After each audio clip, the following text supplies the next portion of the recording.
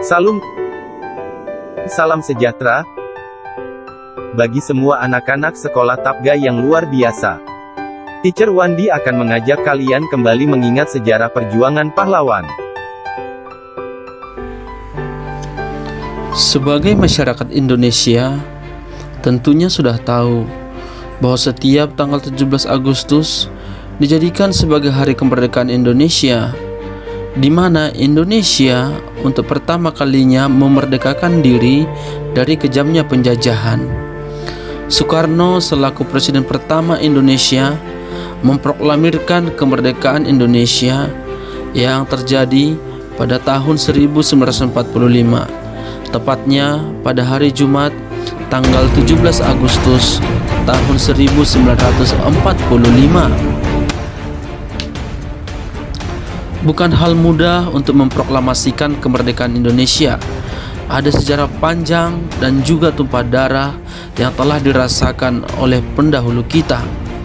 Berikut ini beberapa sejarah yang memutuskan tanggal 17 Agustus menjadi hari kemerdekaan Indonesia.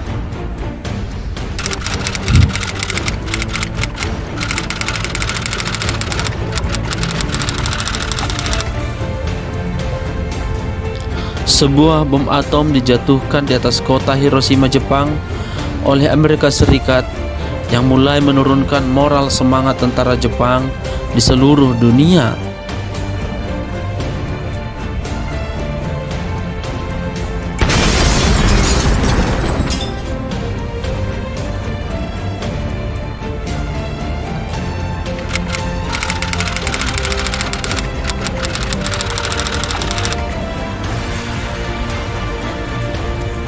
Pada sidang BPUPKI, nama ini diganti menjadi PPKI, Panitia Persiapan Kemerdekaan Indonesia.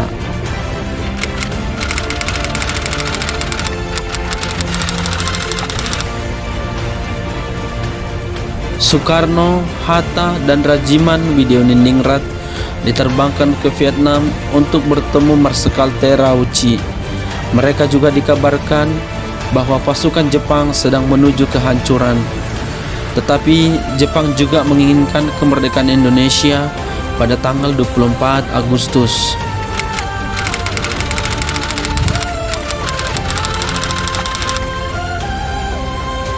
Sementara itu di Indonesia, Sultan Syahrir telah mendengar berita lewat radio bahwa Jepang telah menyerah kepada sekutu.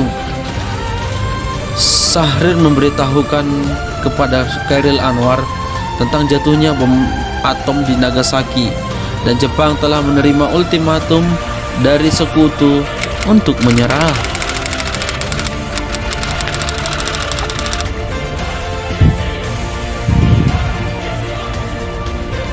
Jepang melalui Marsekal Terauchi di Dalat, Vietnam, mengatakan kepada Soekarno, Hatta, dan Rajiman bahwa proklamasi kemerdekaan Indonesia dapat dilaksanakan dalam beberapa hari.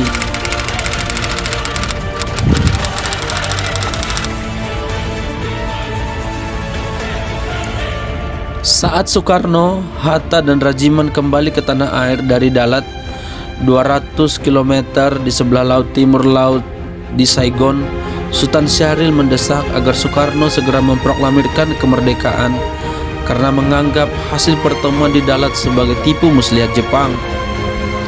Soekarno belum yakin bahwa Jepang memang telah menyerah, dan proklamasi kemerdekaan RI saat itu dapat menimbulkan pertumpahan darah yang besar serta berakibat fatal jika para pejuang Indonesia belum siap.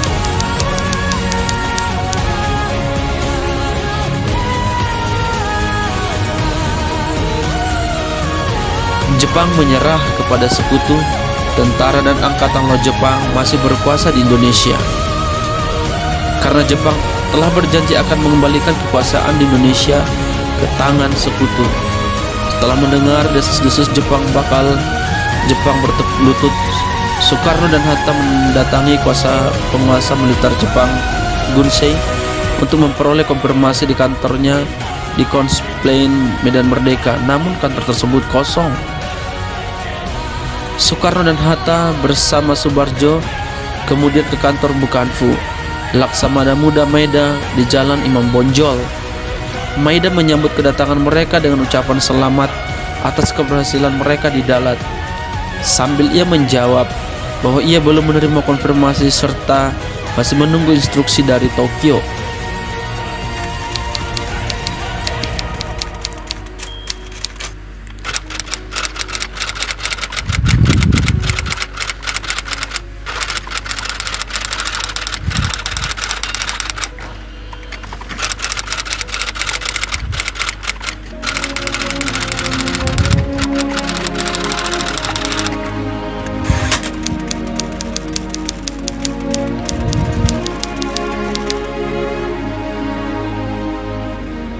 Perundingan antara golongan muda dan golongan tua dalam proses penyusunan teks proklamasi kemerdekaan Indonesia berlangsung pukul 2 sampai pukul 4 dini hari. Teks proklamasi ditulis di ruang makan Laksamana Tadashi Maeda di Jalan Imam Bonjol nomor 1. Para penyusun teks proklamasi itu adalah Insinyur Soekarno, Dr. Randus Muhammad Hatta, dan Mr. Ahmad Subarjo. Konsep teks proklamasi sendiri ditulis oleh Soekarno. Di ruang depan hadir BM Dia, Sayuti Malik, Sukarni, dan Sudiro.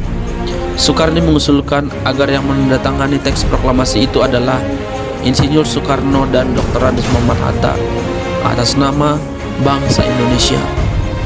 Teks proklamasi Indonesia diketik oleh Sayuti Malik.